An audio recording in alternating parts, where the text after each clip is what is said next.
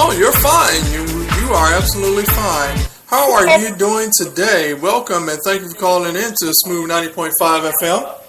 Oh yeah, I'm good. I just got out, washed my hair. I'm off work for a while. So I'm writing and studying. I have I'm finishing stuff to work on my next play and finishing up in my master's degree in urban ministry. So I have a lot of time on my hands to just write and study. And so I am privileged to be able to give you some chunk of my time and let's talk. I'm loving it. Wow, wonderful, wonderful. So tell me the name of your production.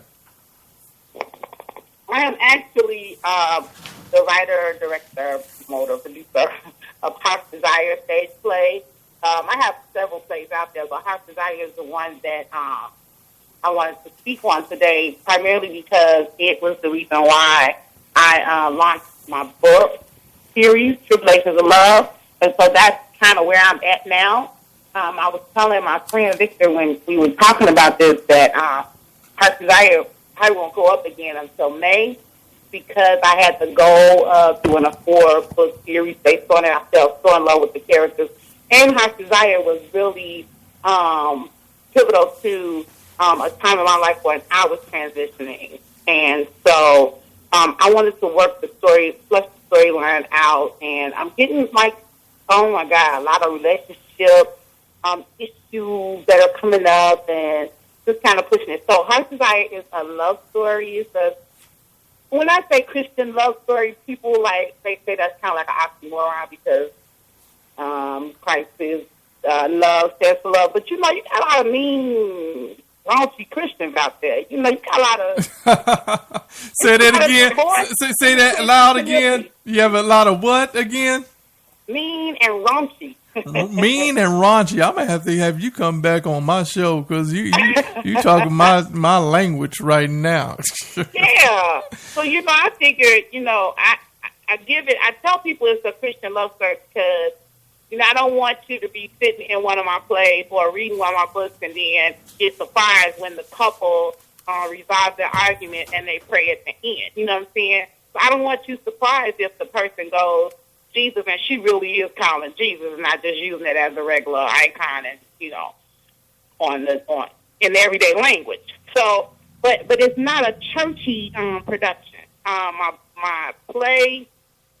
I've been known to, I ain't going to say I was the first, I'm sure somebody else has done it, but I think I was the first one, I would like to say I was the first one to actually do a bedroom scene in a church play, in a church. Yeah. So Okay. I have a concept of keepitreal.com. I mean, okay. That's go ahead. It wasn't nude or lewd. It wasn't like Zanish. That's my book is in a QC. Oh, so your book is more on the Zanish type of way, huh? Well. Yeah.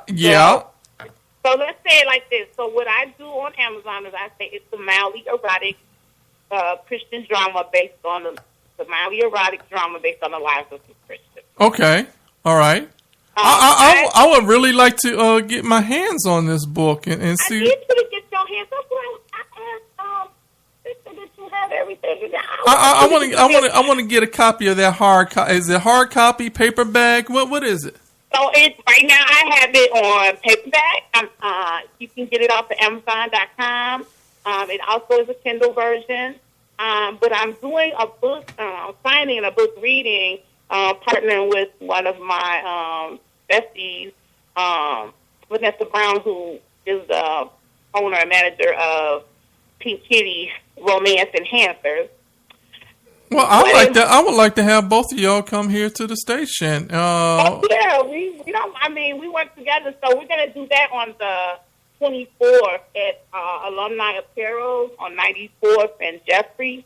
Okay. I'd like to get you in before that time frame. I'd like to get you two here in the station. And let me ask you a question: how did you get into theater work? Who inspired you to? Oh, you know what? Seriously, when I was a kid, and I'm not going to say when I was a kid, but back in the... So So Shelly Garrett was like the big thing, right? We just had him on we had him on here, and he was a wonderful guy.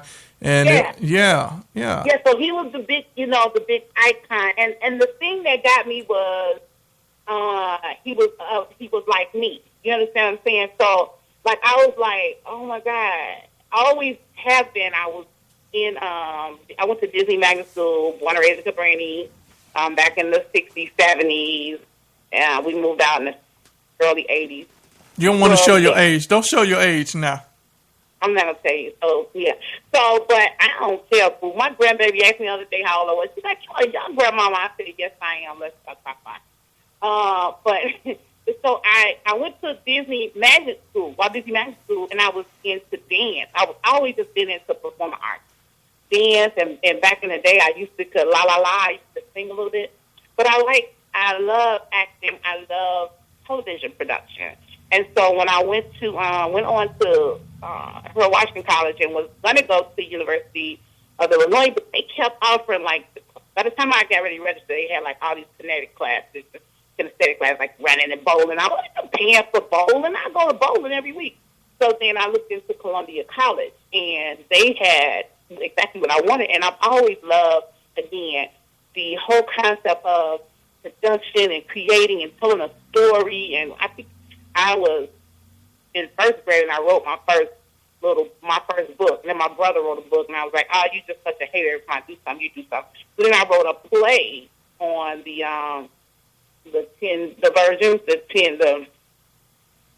versions, a long time ago. So for my Sunday school class, I was about 11 then.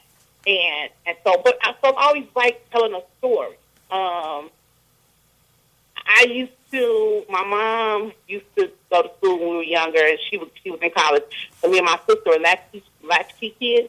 And so, oh my God, we would come home, do our homework, do our housework, and then we would split the house. She was doing whatever she was doing her part, and my part was a whole different town and a building. I always had people in my heat. That's crazy, isn't it? That's not crazy. Wow. Because they're making me money now. But anyway, so yeah, I've always just kind of been a creative, outspoken. I'm the middle child, and they say the middle kids always kind of have a little bit more creativity in them. I've never been one that told a big lie. Well, let's say this.